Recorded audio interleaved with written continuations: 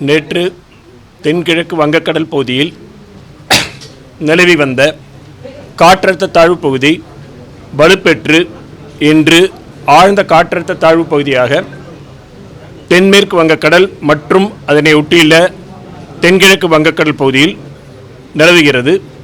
இது தொடர்ந்து அடுத்து வரும் 24 மணி நேரத்தில் மேற்கு வடமேற்கு திசையில் நகர்ந்து இலங்கை தமிழ் கடற்கரை பகுதியை நோக்கி நகரக்கூடும். இதன் காரணமாக அடுத்து வரும் 4 தினங்களுக்கு தமிழகம், புதுவை, காரைக்கால் பகுதிகளில் அநேக இடங்களில் லேசானது முதல் மிதமான மழை பெய்யக்கூடும். கனமழை பொறுத்தவரையில் அடுத்து வரும் 24 மணி நேரத்திற்கு கடலூர், மயிலாடுதுறை, காரைக்கால், நாகப்பட்டினம், திருவாரூர், தஞ்சாவூர் ஆகிய மாவட்டங்களில் ஓரிரு இடங்களில் கனமழைக்கான வாய்ப்பு இருக்கிறது.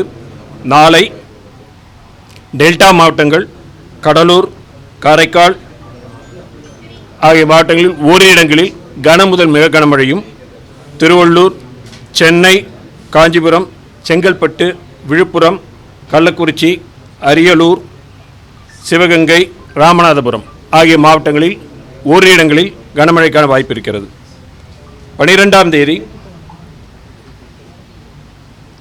திருச்சிராப்பள்ளி, தஞ்சாவூர், புதுக்கோட்டை, சிவகங்கை ஆகிய மாவட்டங்களில் ஓரிரு இடங்களில் கன முதல் மிக கனமழையும், திருவள்ளூர் தொடங்கி நாகப்பட்டினம் வரையிலான வடகடலோர மாவட்டங்களில், மேலும் நீலகிரி, கோவை, திருப்பூர், திண்டுக்கல், மதுரை ஆகிய மாவட்டங்களில் ஓரிரு இடங்களில் கனமழைக்கும் வாய்ப்பு இருக்கிறது. 13ஆம் தேதி தென் தமிழக மாவட்டங்கள் மற்றும் மேற்கு மலை தொடர்ச்சி ஒட்டியுள்ள மாவட்டங்களில் ஓரிரு இடங்களில் கனமழைக்கான வாய்ப்பு உள்ளது. மீனவர்களுக்கான எச்சரிக்கையை பொறுத்தவரையில் குமரிக்கடல், மன்னார் வளைகுடா, தமிழக கடற்கரை பகுதிகள், தென்மேற்கு வங்கக்கடல் மற்றும் தென்கிழக்கு வங்கக்கடல் பகுதிகளில் சூறைக்காற்றானது மணிக்கு 35 முதல் 45 கிலோமீட்டர் வேகத்தில், அவ்வப்பொழுது 50 கிலோமீட்டர் வேகத்தில் 13ஆம் தேதி வரை வீசக்கூடும் என்பதால் மீனவர்கள் இந்த பகுதிகளுக்கு செல்ல வேண்டாம் என்று அறிவுறுத்தப்படுகிறார்கள். வடகிழக்கு பருவமழை பொறுத்தவரையில் தமிழகம், புதுவை, காரைக்கால் பகுதிகளில் கடந்த அக்டோபர் 1 முதல் இன்று வரையிலான காலகட்டத்தில் பதிவான மழையின் அளவு 45 சென்டிமீட்டர். இந்த காலகட்டத்தின் இயல்பு அளவு 40 சென்டிமீட்டர். இது இயல்பை விட 14% அதிகம். தற்பொழுது வரை 22 மாவட்டங்களில் இயல்பை ஒட்டியும், 15 மாவட்டங்களில் இயல்பை விட அதிகமாகவும், 3 மாவட்டங்களில் இயல்பை விட குறைவாகவும் மழை பதிவாகியுள்ளது. ஓகேங்களா?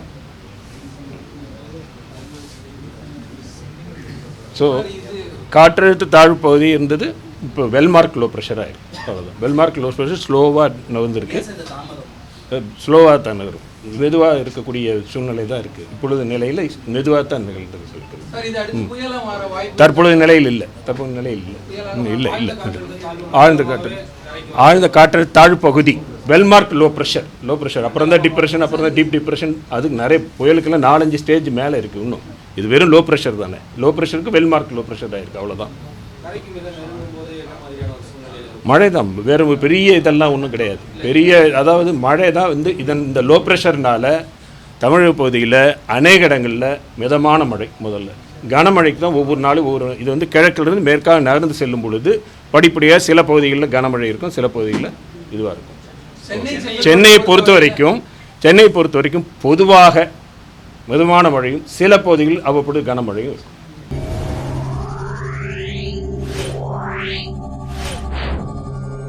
Yeah.